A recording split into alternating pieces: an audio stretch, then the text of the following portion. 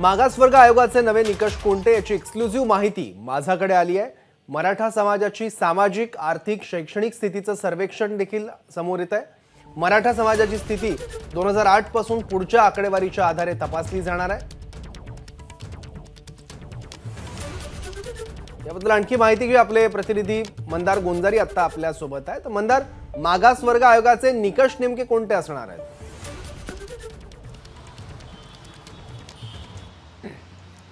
सर्वात महत्त्वाची गोष्ट आपण आपल्या प्रेक्षकांना सांगायला हवी की या राज्य मागासवर्ग आयोगाचे टर्म ऑफ रेफरन्सेस म्हणजे निकष हे बदललेले आहेत। मागासवर्ग आयोगाला नवीन अध्यक्ष मिळाले काही दिवसांपूर्वी, संदीप शुक्रे, आणि त्यांच्या उपस्थितीमध्ये नागपूरमध्ये जी पहिली बैठक झाली नवीन अध्यक्षांच्या उपस्थितीमध्ये, त्यामध्ये मराठा समाजाला मागास ठरवण्यासाठी मागासलेपणाचे जे निकष आहेत ते बदलण्यात आलेले आहेत। ही सगळ्यात महत्त्वाची बाब आहे आणि एकूण 3 पद्धतीनं हे सर्वेक्षण केलं जाणार आहे। सामाजिक मागासलेपण, शैक्षणिक मागासलेपण आणि आर्थिक मागासलेपण। सामाजिक मागासलेपणासाठी 100 गुण आहेत, जे शैक्षणिक मागासलेपण आहे त्यासाठी 80 गुण आहेत आणि आर्थिक मागासलेपण आहे त्यासाठी 70 गुण आहेत। असं एकूण 250 गुणांचं हे सर्वेक्षण असणार आहे।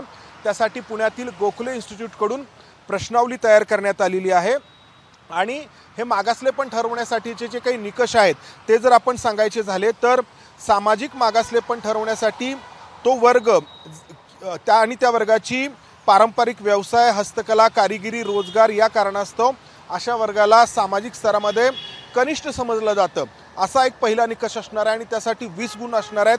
त्यानंतर ज्या वर्गामध्ये 5% स्त्रिया निर्वाहाकरता मजुरी किंवा हलक्या स्वरूपाचं काम करतात या निकषाला 20 गुण असणार आहेत। असा वर्ग ज्यामध्ये सरासरीच्या 5% अधिक पुरुष हे निर्वाहाकरता म्हणजे उपजीविकेकरता हलक्या दर्जाचं काम करतात याला 20 गुण असणार आहेत।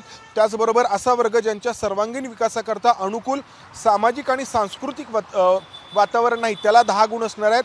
त्यानंतर पुढचा 5वा निकष आहे की ज्या वर्गामध्ये 5% अधिक पुरुषांचा आणि 10% अधिक स्त्रियांचा बालविवाह केला जातो याला 10 गुण असणार आहेत। आणि 7वा निकष आहे सामाजिक मागासलेपणातला, जो की ज्या वर्गामध्ये स्त्रियांच्या प्रतिष्ठेला उणेपणा आणणाऱ्या चालीरीती आहेत याला 10 गुण असणार आहेत। त्यानंतर शैक्षणिक निकष जे आहेत ते एकूण 80 गुणांचे असणार आहेत, ज्यामध्ये 1ली ते 10वी दरम्यान शिकणाऱ्या विद्यार्थ्यांचं प्रमाण राज्याच्या सरासरीच्या 10% कमी आहे।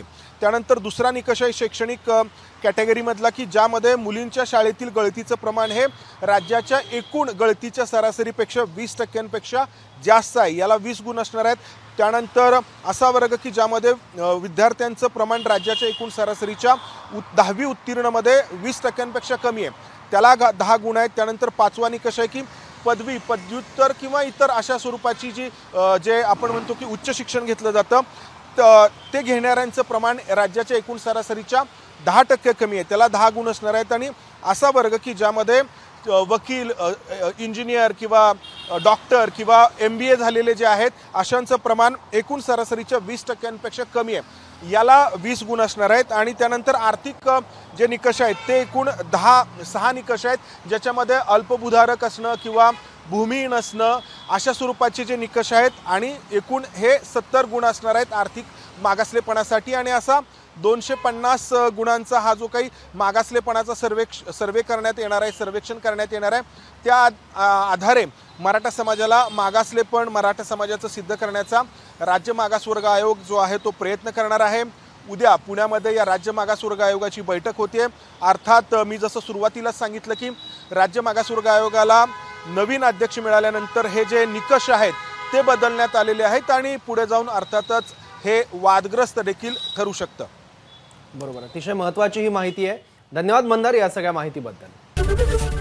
ABP माझा, उघडा डोळे बघा नीट।